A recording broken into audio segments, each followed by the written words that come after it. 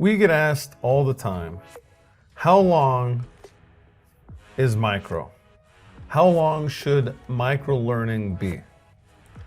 Well, it's simple. Microlearning needs to be as long as your learners have the attention span for it. But you're probably here for a more concrete answer than that, so stay tuned and we'll give you that answer as well. Welcome to the eLearning Simplified YouTube channel. This YouTube channel exists to simplify e-learning, online courses, and virtual trainings so that you are able to get your expertise, your knowledge in front of your learners as quickly as possible while providing as much value as possible to your learners. Now remember, give this video a thumbs up and subscribe to our channel. We launch new content all about simplifying your e-learning every week, and you don't want to miss it. So today, how long should microlearning be? Well, the reality is it really should be as long as your learner's attention span is. So that's the basic answer here. Attention span based.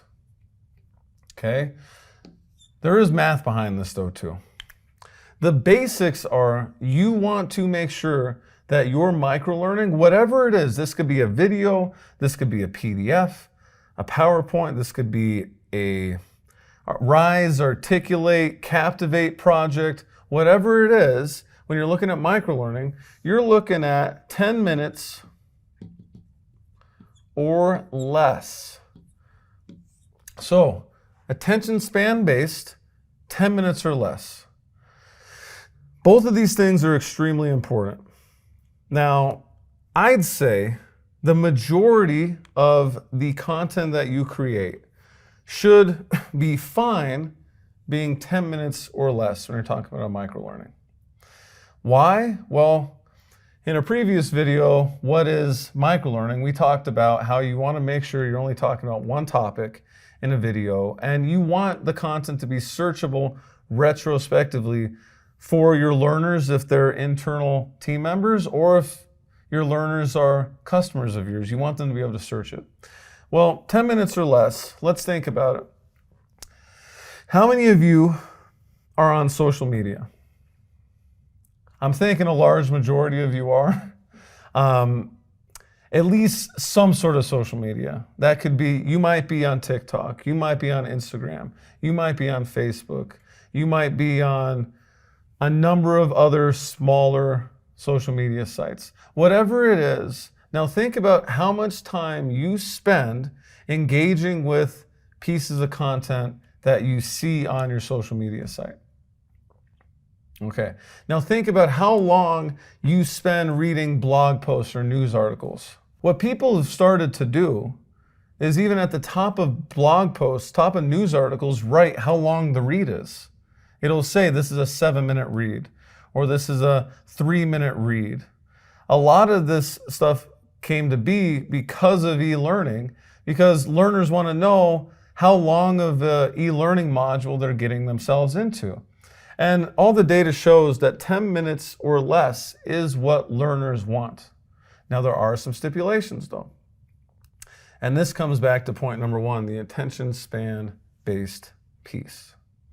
Now, if you are teaching an extremely technical topic, maybe it's cybersecurity, maybe it's a technical manufacturing process, whatever it is, if it's extremely technical and it is extremely important that all that content is in one piece of learning, then you can throw the 10-minute or less out the window and really lean on the attention span based piece.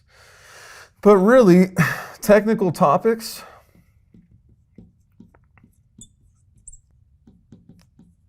can be longer. Technical topics, you should really try to keep to 30 minutes or less. Yet again, if it's going to take you a little longer, that's okay. But really lean on this first bullet point, making it attention span based. And put yourself in your learner's shoes. How much does your learner really want to sit through? If you have a really technical topic that's going to be more than 30 minutes, break it into 2 videos. That may mean that they're longer than 10 minutes, but at least they're less than 30. So that's really what you're looking at when it comes to how long a microlearning should be. Now, there are some additional notes here though. If you are creating a microlearning video for YouTube, okay, that's where we are right now, we're on YouTube. YouTube actually likes and uses as a metric for your YouTube videos to be successful, watch time. So if you put out a 1-minute video on YouTube and someone watches 5 seconds of it, or even if they watch the whole thing, the watch time, the best you can get is 1 minute. But if you put out a 25-minute video on YouTube and they watch 10 to 15 minutes, you just got 10 to 15 minutes watch time. That's longer than the 1 minute. So really, you also have to look at where the content is being put. So YouTube, good example, but the stipulation here is you gotta cater to the technology that you're releasing content on.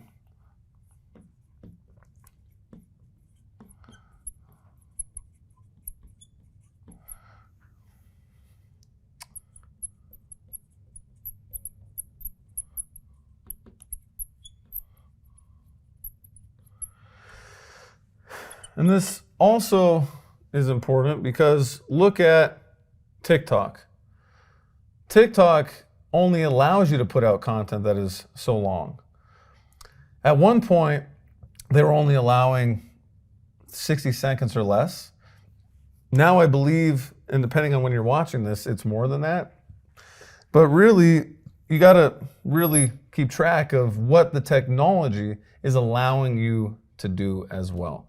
So while the most important thing is attention span based for your learners, and our general advice to you is 10 minutes or less. And if it's a technical topic, yeah, 30 minutes or less is fine. The technology you're using may only allow you to do a certain length. So make sure you're keeping track of that as well. Now, if you want to take your e-learning and microlearning to the next level and really guarantee the success of your learners, and really, you may just be wondering what topic should I start with my microlearning program, then we have a free masterclass for you that will guarantee that you launch your e-learning program, virtual training or online course successful every time. What does successful mean? It means that your learners are getting value out of your program. So there's a link below the video. You can sign up for free and instantly there you get instant access. Now remember, give this video a thumbs up and subscribe to our channel so you can get the most up-to-date information from eLearning Simplified about how to simplify your e-learning and online course endeavors. We'll see you next time. If you have ever had to complete some sort of training, maybe it was training that you had to complete when you started a new job.